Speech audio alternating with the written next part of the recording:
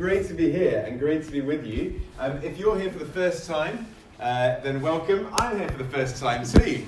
So we're in the same boat. And actually sometimes, when you turn up at a church for the first time, you think, I'm not sure what to wear.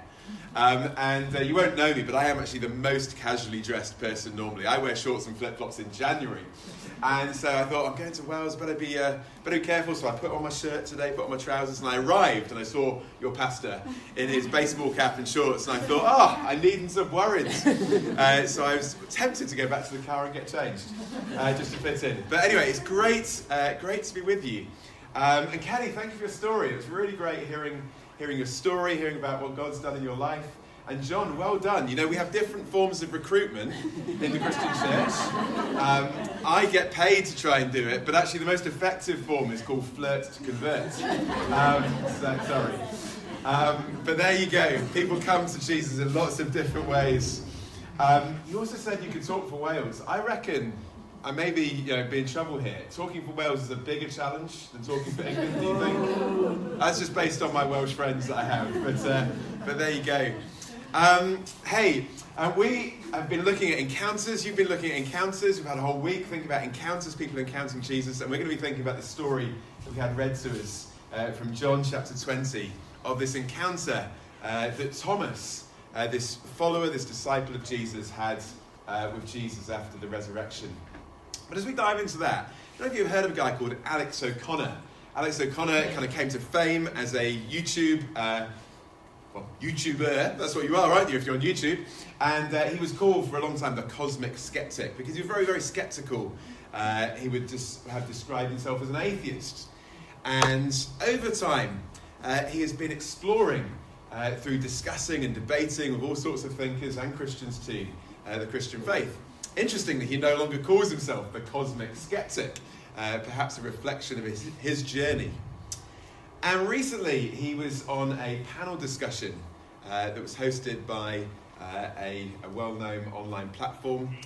And he said something really interesting in the course of this discussion. He said, if you don't want the Christian faith to be true, you've not understood it.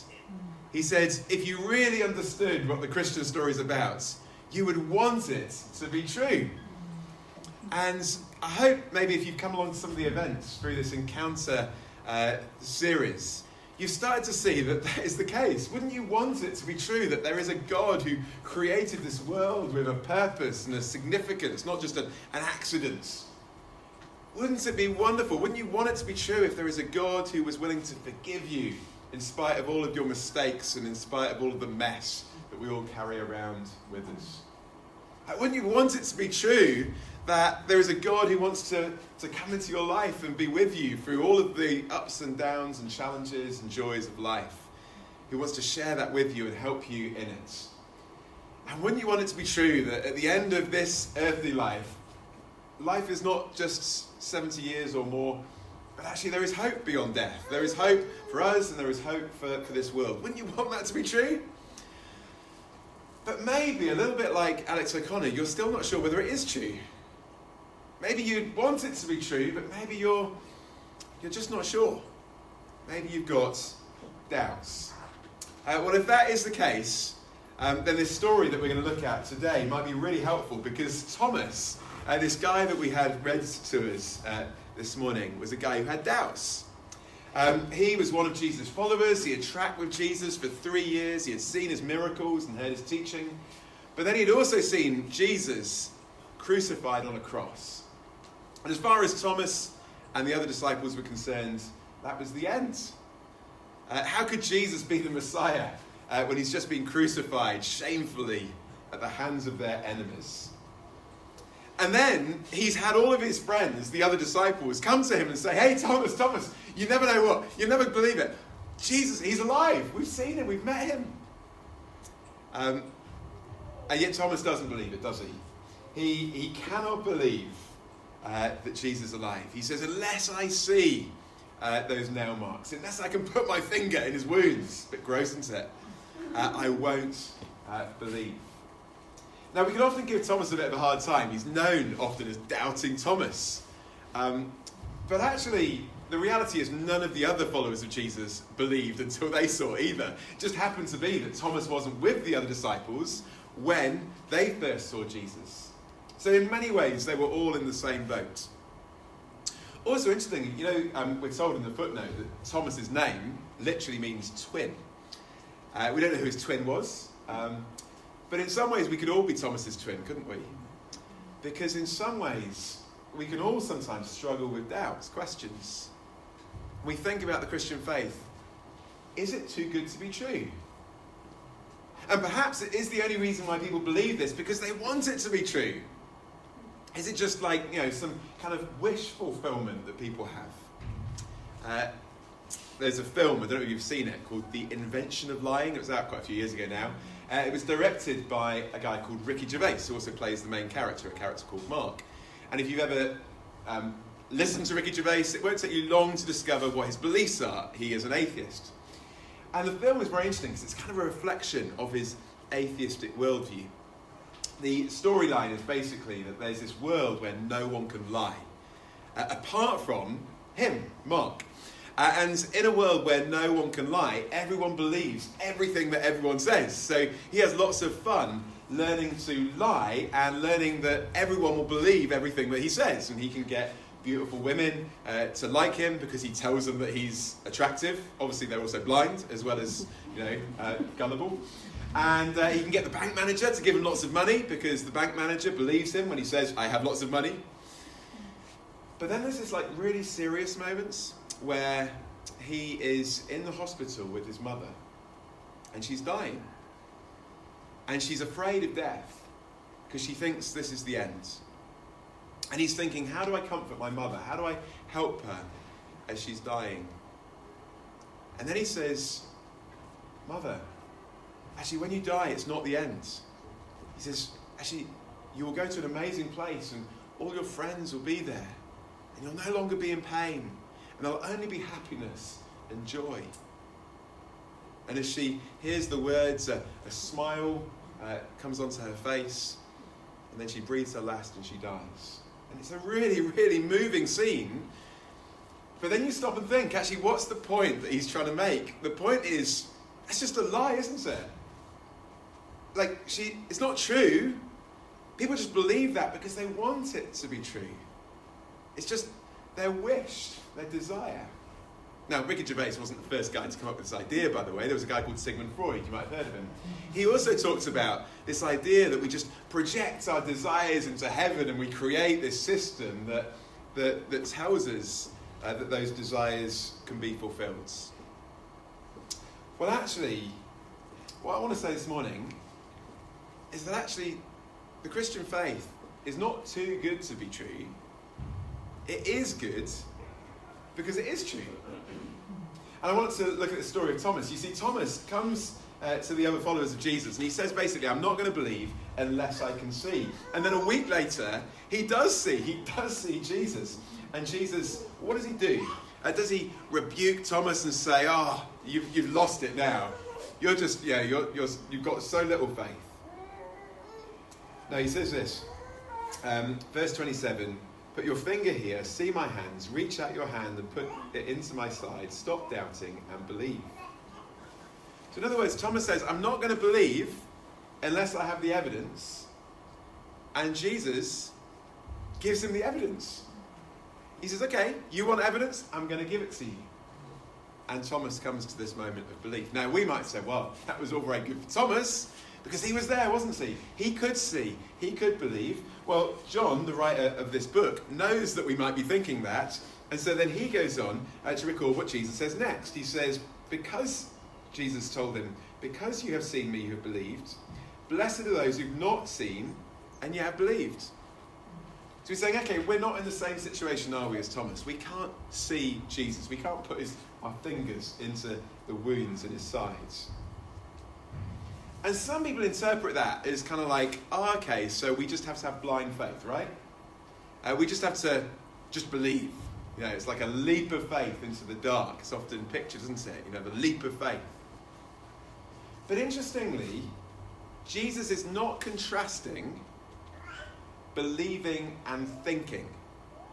he's contrasting believing and seeing. And there's a big difference between that. You see, there are lots of things that we believe for good reasons that we cannot see. But we still have good reasons for believing them.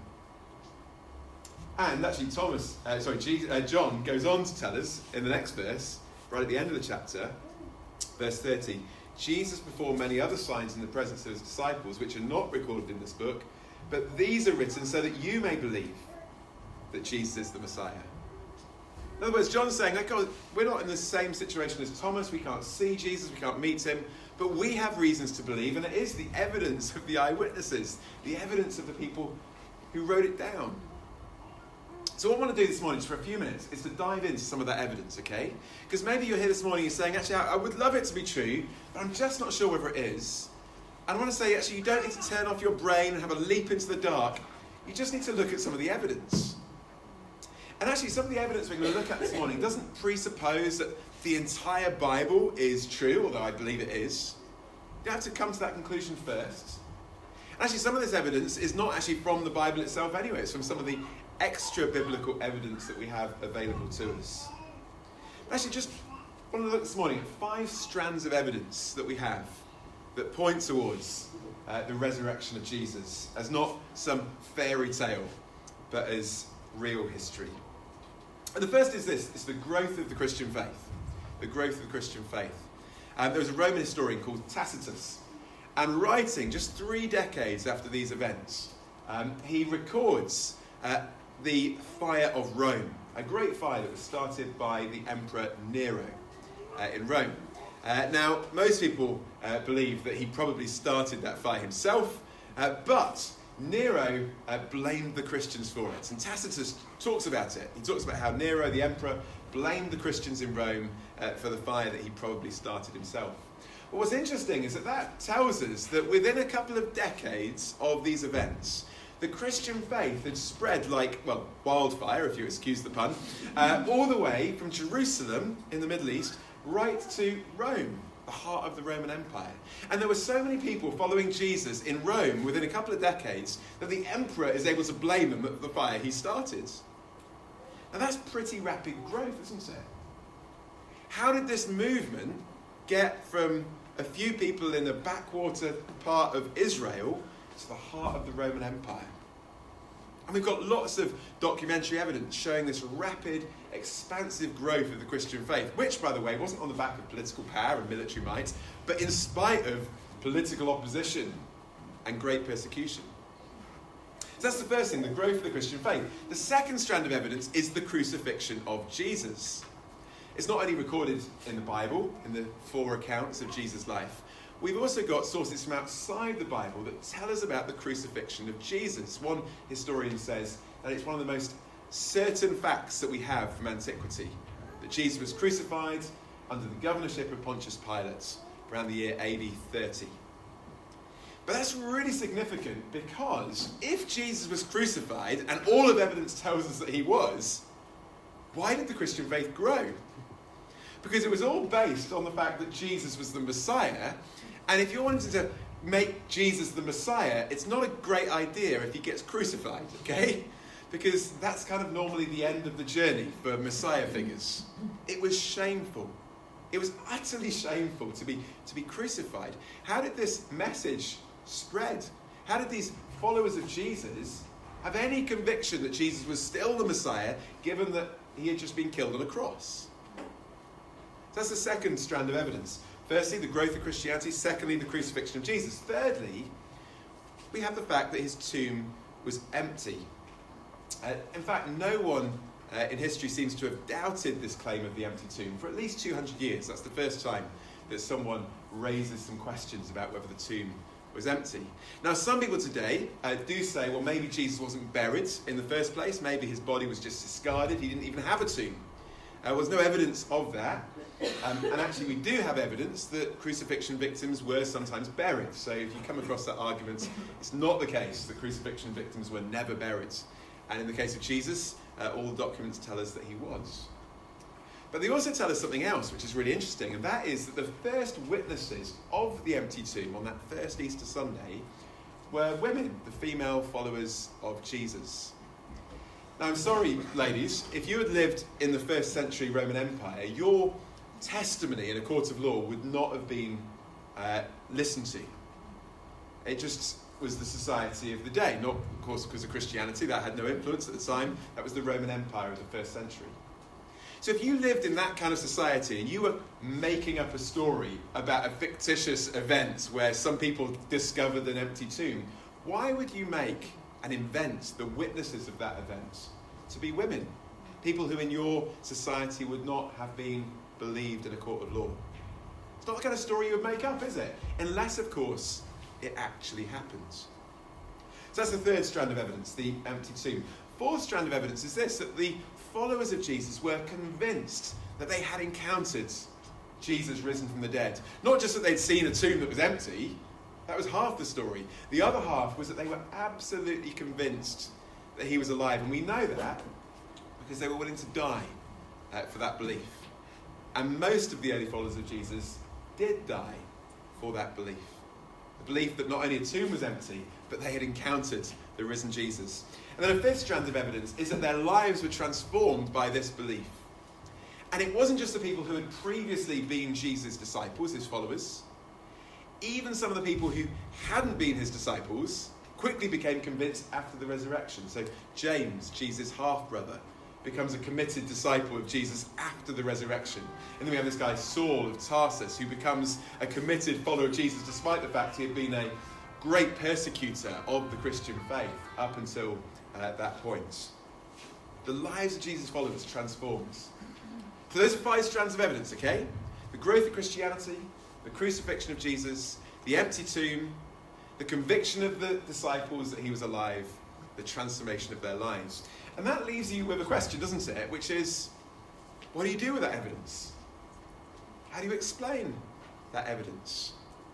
And what explanation makes sense of that evidence? And the reality is that actually, particularly over the last 200 years, as people have tried to very skeptically investigate these things, only a few alternatives have ever been suggested. Let's go through some of them. Some people suggest, particularly my Muslim friends, that actually it was someone else who died on the cross. And so they would say, well, it wasn't Jesus who died, it was someone who looked like Jesus, and so of course Jesus never died in the first place, therefore he never rose from the dead, because he wasn't the one on the cross. There is absolutely zero contemporary evidence to support that claim. And the first time someone made that claim was centuries later, around the time of the growth of Islam. So there's no reason from a historical point of view to take that idea seriously. Secondly, some people suggest that maybe Jesus didn't actually die. Maybe he just passed out on the cross. Maybe he revived in the tomb. And maybe the disciples mistook his, resuscitation for resurrection. Well, one problem with that is that we know that the Romans were quite good at killing people. Okay, they did it quite a lot. Jesus is not the only person to get crucified. And actually we have no record of anyone ever surviving crucifixion. There's one account of someone who was taken off the cross while he was still alive because someone managed to intercede on their behalf. But they still died of their wounds later on. And if this is to be true, what you have to imagine is that, Jesus has been crucified after being tortured and flogged. And he's taken off the cross and everyone misses the fact that he's still alive. He's then wrapped in yards and yards and yards of burial cloth. He's placed in a guarded tomb. And then about 3 days later, he wakes up. And then he unravels himself from all of the burial cloth. And then he ravels it all up again. And then he pushes away the stone. And then he runs past the Roman guards. And then he washes off the blood. And then he borrows someone's clothes. And then he appears in a locked room to his disciples. And he manages to convince them that he's not a very sick man that urgently needs to get to the hospital. But he is the Lord of history who has conquered death and that they should be willing to die for. The reality is, of course, if you had been crucified, you wouldn't have been able to walk after having nails driven through your feet, let alone do any of that. Some people say, well, maybe the disciples just invented the story. Quite a lot of people have said this to me. Maybe they just made it up. But of course, you have to ask the question, well, what had been their motive in making it up? And how could they have made it up, given that all the evidence was available? And if they had made it up, more importantly, why did they keep to this story when actually it didn't lead to fame, fortune, but persecution and death. When I was a kid, I used to make up stories. Maybe you did. I used to make up stories to get myself out of trouble, okay?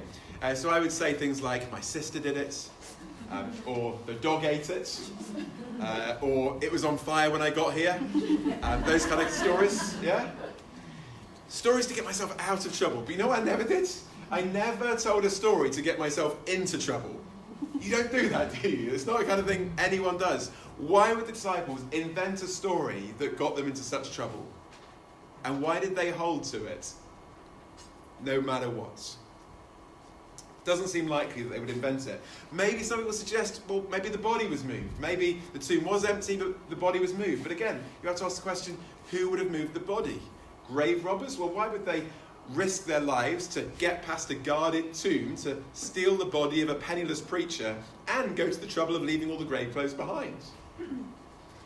Well, the authorities, Jewish or Roman, might have been able to do it. They would have had access and permission, but again, if they had, they could have also produced the body of Jesus when the myth, in that case, of resurrection started spreading. The disciples, well, maybe they'd have had a motive, but again, you've got to ask the question, how would they have done it? And, as we've just said, why would they hold to that story if they knew the whole thing was a hoax? And the last suggestion some people make is that maybe they were just hallucinating. Maybe the disciples thought they had saw Jesus, but actually they hadn't. They were just hallucinating. Now, if that was the case, of course, we still haven't explained the empty tomb. We still have to do that. But also, hallucinations don't really work in that kind of way. I've got a friend who was professor of psychiatry over at the University of Bristol, and I said to him, could hallucinations account for the resurrection appearances of Jesus? He said the problem with hallucinations is that they normally happen to individuals, not to big groups. They normally happen right at the periphery of our experience. It's a kind of face in the crowds. They normally have a negative impact upon our mental well-being. And they can go on for a very long period of time for those who suffer from them.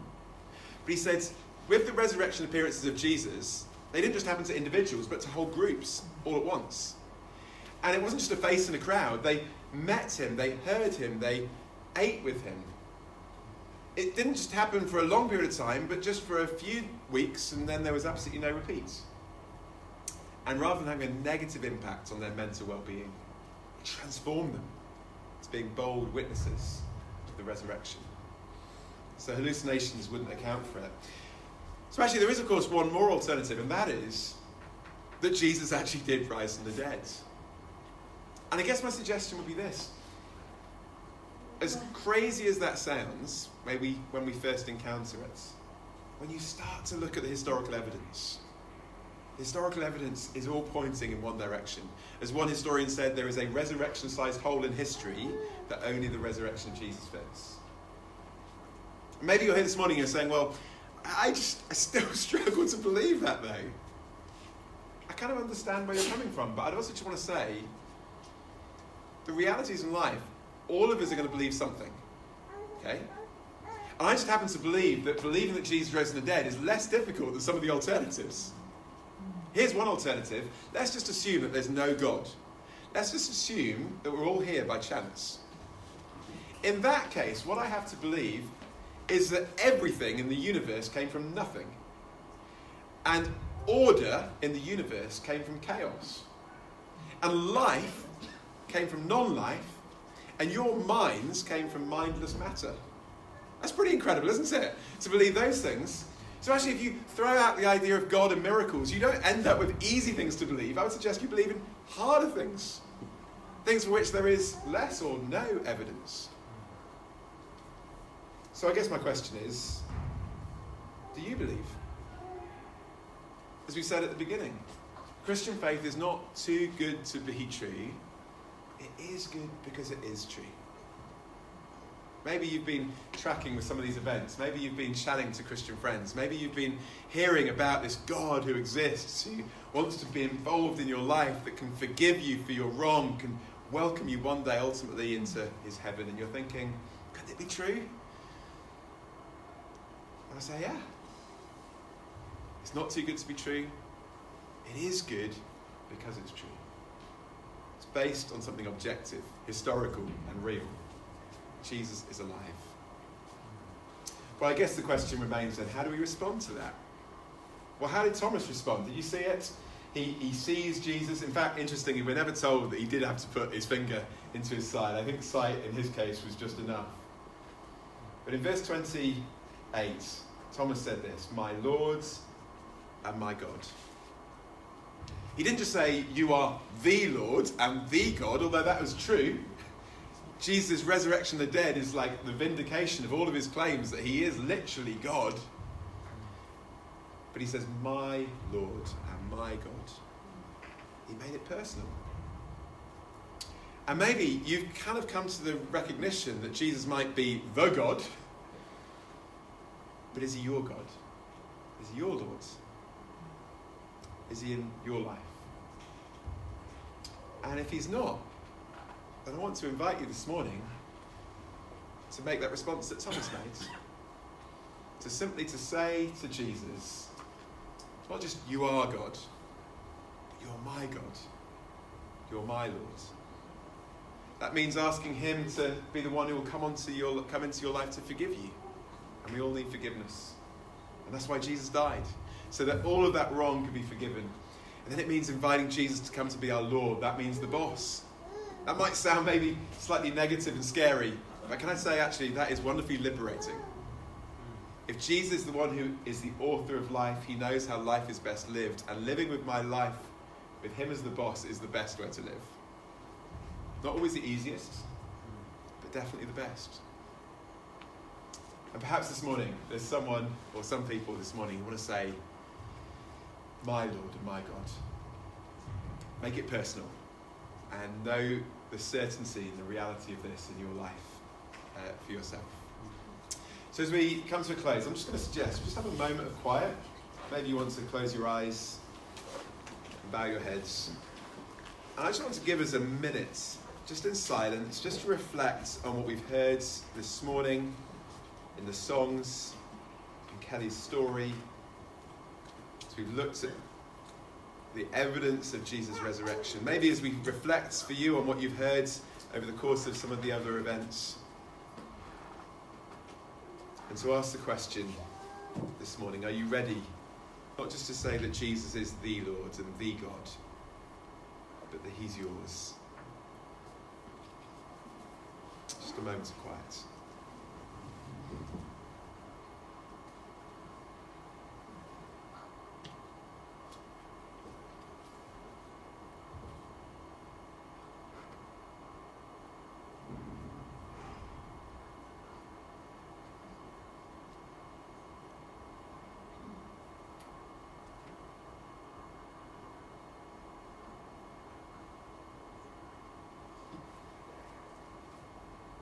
If you would like to do that, then why not pray with me, just in your heart. Jesus, I want you to be my Lord and my God. Amen. Amen. Hey, just before we sing again, to wrap things up, I just want to say, if you've made that step this week or this morning, or if you're seriously thinking about making that step, I just want to offer something else to you in this little booklet called Yes. It's just for those who are at that point of saying yes to what we've been thinking about through this series. It'll take you about 10 minutes to read, but it'll just explain what's involved in taking that step and what the next steps might be for you. I'm going to be around at the end, and I'll have a pile of these. Just come and grab one off me. I'd love to give it to you. There's other books as well if you've got kind of further questions or if you want to investigate further. But if you wanted to make that step or think about what's involved in it, do come and take this booklet off me particularly, and that would be really helpful for you, I'm sure. But I'll hand back to the band. Thank you.